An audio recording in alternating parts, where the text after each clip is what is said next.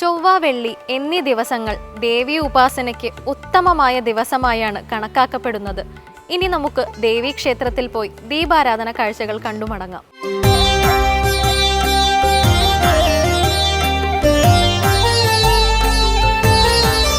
നീലക്കൊടുവേലി പൂക്കുന്ന കാനന ഭംഗികളിൽ നിന്ന് ഒഴുകി വരുന്ന അച്ചൻകോവിലാർ ഇവിടെ എത്തുന്നത് വലഞ്ചുഴി ദേവിക്ക് മുന്നിൽ പ്രദക്ഷിണം വയ്ക്കുവാൻ തന്നെയാണ്. അച്ചൻകോവിലാർ ക്ഷേത്രത്തിന് 3 വശങ്ങളിൽ കൂടി വലം വച്ചൊഴുകുന്നത് കൊണ്ടാണ് ഈ പ്രദേശത്തിന് വലഞ്ചുഴി എന്ന പേര് വന്നത്.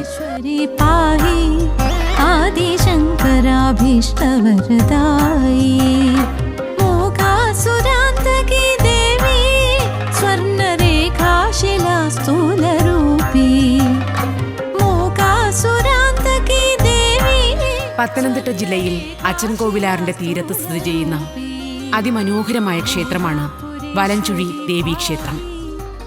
പ്രകൃതി വരച്ചിട്ട ഹരിതാർദ്രമായ ചിത്രങ്ങളിൽ ഒന്നാണ് വലഞ്ചുഴി ക്ഷേത്രവും ചുറ്റുമുള്ള പ്രദേശങ്ങളും. ഇവിടത്തെ ഭൂമിയും മാനവും മരങ്ങളും പൂക്കളും ഇലകളുമൊക്കെ ദേവീമന്ത്രം ഉരുവിട്ട് ധ്യാനത്തിലാകുമ്പോൾ അച്ചൻകോവിലാറിന്റെ ആത്മീയ താളങ്ങളിലേക്ക് നോക്കി ദേവിയുടെ ചെറുപുഞ്ചിരി.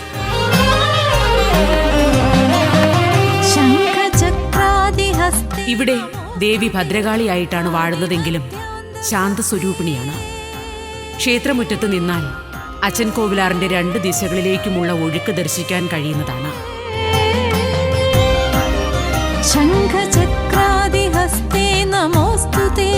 ക്ഷേത്രത്തിനെ വലം വച്ച് പടിഞ്ഞാറോട്ടും കിഴക്കോട്ടും ഒരുപോലെ ഒഴുകുന്ന നദി ക്ഷേത്ര അന്തരീക്ഷത്തിന് അപാരമായ ആത്മീയ ആകർഷണമാണ് നൽകുന്നത്.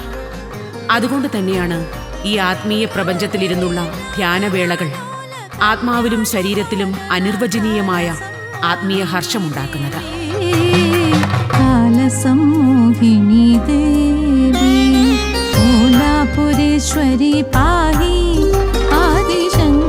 ഇവിടുത്തെ പ്രഭാതങ്ങളും സന്ധ്യകളും നിലാവുമൊക്കെ സത്യാന്വേഷണത്തിന്റെ ഏകാന്ത സുന്ദര നിമിഷങ്ങളാകുമ്പോൾ ഈ പ്രദേശമാകെ നിറഞ്ഞു നിൽക്കുന്ന ദേവീ ചൈതന്യം തിരിച്ചറിയുന്ന ഓരോ ആത്മീയ സഞ്ചാരികളും ഈ മോക്ഷഭൂമിയിലേക്ക് തീർത്ഥാടനം നടത്തുന്നു എന്നതാണ് പരമാർത്ഥം.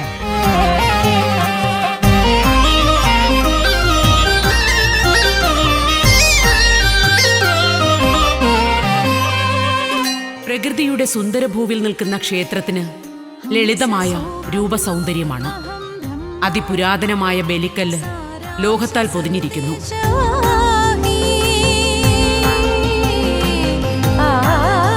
അകത്ത് നമസ്കാര മണ്ഡപത്തിന്റെ തൂണുകളിലും ലോഹം പൂശിയിരിക്കുന്നത് വളരെ ആകർഷണീയമാകുമ്പോൾ ശ്രീകോവിലിന് മുന്നിലെ പടികളിലും വശങ്ങളിലും ലോഹം പൂശിയിരിക്കുന്ന കാഴ്ച ചതുര ശ്രീകോവിലിനെ കൂടുതൽ സുന്ദരമാക്കുന്നു.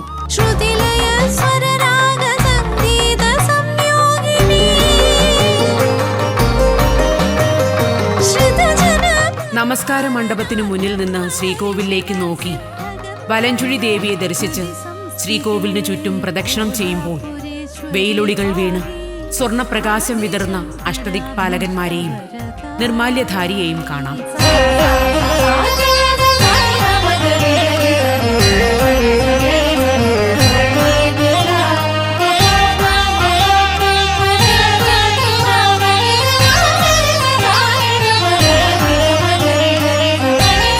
നാലമ്പലത്തിന് ചുറ്റുമുള്ള പ്രദക്ഷിണ വഴികളിൽ കൂടി നടക്കുമ്പോൾ ചുറ്റുമുള്ള മരങ്ങൾ ഉരുമ്മി വരുന്ന കാറ്റിന് അത്യപൂർവമായ ഔഷധ സുഗന്ധമാണ്. അങ്ങനെ വലഞ്ചുഴി ദേവീ ദർശനം മനസ്സിനെയും ശരീരത്തിനെയും ആത്മാവിനെയും നിത്യചൈതന്യത്താൽ നിരന്തരം ശുദ്ധീകരിച്ച് സ്വാസ്ഥ്യത്തിൽ എത്തിക്കുന്നു. 1000-ൽ പരം വർഷം പഴക്കമുള്ളതാണ് ഇവിടത്തെ മൂലപ്രതിഷ്ഠ. ക്ഷേത്രോൽപത്തിയെക്കുറിച്ച് നിരവധി ഐതിഹ്യങ്ങൾ നിലനിൽക്കുന്നു. കൊടുങ്ങല്ലൂർ ദേവീക്ഷേത്രത്തിൽ നിന്നും ഒരു യോഗീശ്വരനാൽ കുടിയിരുത്തപ്പെട്ടതാണ് ഇവിടുത്തെ ചൈതന്യമെന്ന് വിശ്വസിക്കപ്പെടുന്നു.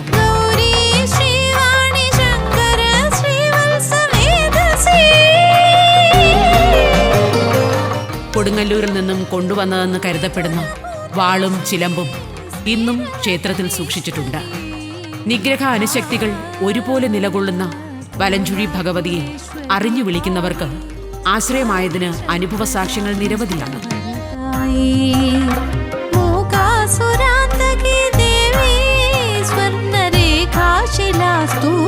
കേരളത്തിൽ ഒരു കാലത്ത് മാരകമായി പടർന്നുപിടിച്ച വസൂരി പോലുള്ള മാരക രോഗങ്ങൾക്ക് ഈ ക്ഷേത്രത്തിൽ വിത്തും കലവും സമർപ്പിക്കുന്നത് ശാന്തി ഹേതുവാണെന്ന് പരക്കെ വിശ്വസിക്കപ്പെടുന്നു. ഇന്നും രോഗവിമുക്തിക്കായി വിത്തും കലവും വഴിപാട് ഈ ക്ഷേത്രത്തിൽ നടത്തപ്പെടുന്നുണ്ട്. ദക്ഷിണ കേരളത്തിൽ വിസ്തൃതമായ ക്ഷേത്രക്കാവുള്ള ക്ഷേത്രങ്ങളിൽ ഗണനീയ സ്ഥാനമാണ് വലഞ്ചുഴി ക്ഷേത്രത്തിനുള്ളത്. നിബിഡമായ ക്ഷേത്രക്കാവിൽ നിരവധി അപൂർവ ഔഷധങ്ങളും ഇഴജന്തുക്കളും പക്ഷികളും സംരക്ഷിക്കപ്പെട്ടിരിക്കുന്നു. സർപ്പദോഷ പരിഹാരങ്ങൾക്കായി തുലാം മാസത്തിലെ ആയില്യം നാളിലെ 100 പാലും വഴിപാട് ഭക്തർക്ക് വിശ്വാസദായകമാണ്. മകരമാസത്തിലെ ഭരണിനാളാണ് അമ്മയുടെ തിരുനാൾ. 10 ദിവസം നീണ്ടു നിൽക്കുന്ന കൊടിയേറി ഉത്സവമാണ് പതിവ്.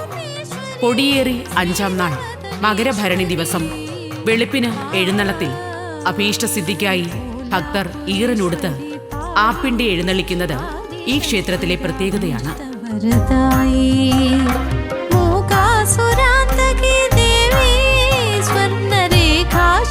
സന്താനഭാഗ്യത്തിനായി തൊട്ടിലും കുട്ടിയും ക്ഷേത്രത്തിൽ സമർപ്പിക്കുന്നതും മംഗല്യഭാഗ്യത്തിനായി താലി ചാർത്തിക്കുന്നതും വിശേഷാൽ വഴിപാടുകളാണ്.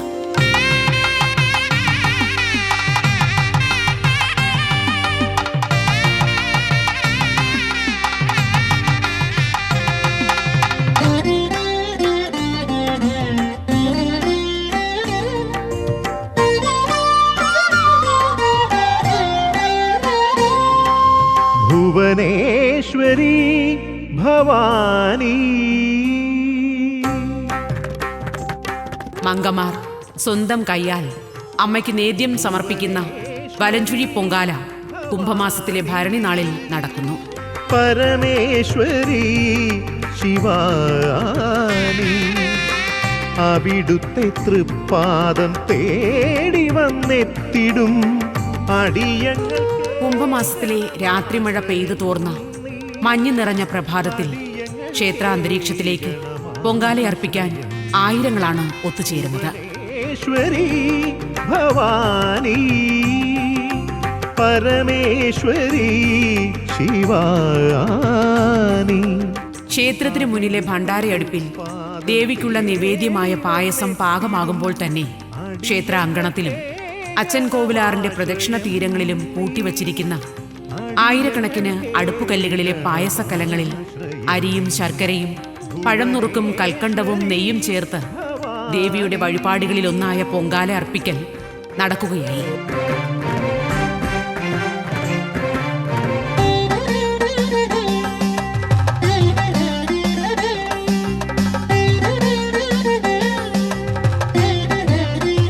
ഈ വേളകളിൽ തിടമ്പിലേറിയ ദേവീരൂപം വാദ്യമേളങ്ങളോടെ ക്ഷേത്രം പ്രദക്ഷിണം ചെയ്ത് പൊങ്കാല സമർപ്പിക്കാനെത്തുന്ന ഭക്തജനങ്ങൾക്കടുത്തേക്ക് എഴുന്നള്ളുന്നു. മൻവന്തരങ്ങൾ മുങ്ങിക്കുളിച്ചൊരി തിടമ്പിലേറി വരുന്ന ദേവിയെ കണ്ട് പൊങ്കാല ദേവിക്ക് മുന്നിൽ നിവേദ്യമായി സമർപ്പിച്ച് ഭക്തജനങ്ങൾ ദർശനപുണ്യം നേടുമ്പോൾ പ്രശസ്തമായ വലഞ്ചുഴി പൊങ്കാലയ്ക്ക് സമാപനമാകുന്നു. കുളതീർത്ഥക്കരയിൽ 4 യുഗങ്ങളെ കാവൽ നിർത്തുന്ന വലഞ്ചുഴി ദേശത്തിന്റെ ആകാശനീലിമകളിൽ സ്വർണമന്ദാരങ്ങളുടെ നിറം പടർത്തി സൂര്യഭഗവാൻ യാത്ര ചോദിക്കവേ സായാഹ്ന പൂജകൾക്കായി വലഞ്ചുഴി ദേവിയുടെ തിരുനട തുറന്ന് മണികൾ മുഴങ്ങി. ആശ്രയമേകണം നീ, അടിയങ്ങൾക്കാശ്രയമേകണം. ധ്യാനത്തിൽ മുഴുകിയിരുന്ന ഈ മനോഹാരിതയിലെ ഇലകളും പൂക്കളും മരങ്ങളും പുഴയ്ക്കുമീതെ ഉരുണ്ടു വീഴുന്ന ചെറു കാറ്റുമൊക്കെ ദേവിയെ സ്തുതിച്ചുകൊണ്ടേയിരുന്നു. പ്രകൃതിയും മനുഷ്യനും ആത്മീയതയും സംഗമിക്കുന്ന ഈ ചരാചരങ്ങളുടെ ഓരോ അണുവിലും നിറഞ്ഞു നിൽക്കുന്ന ആനന്ദം, ആത്മാവിന്റെ നീലസരസുകളിൽ നിറഞ്ഞു നിൽക്കുന്ന ദേവീരൂപത്തെ ഓരോ നിമിഷത്തിലും നമുക്ക് അറിഞ്ഞനുഭവിക്കാൻ കഴിയുന്നത് പോലെ.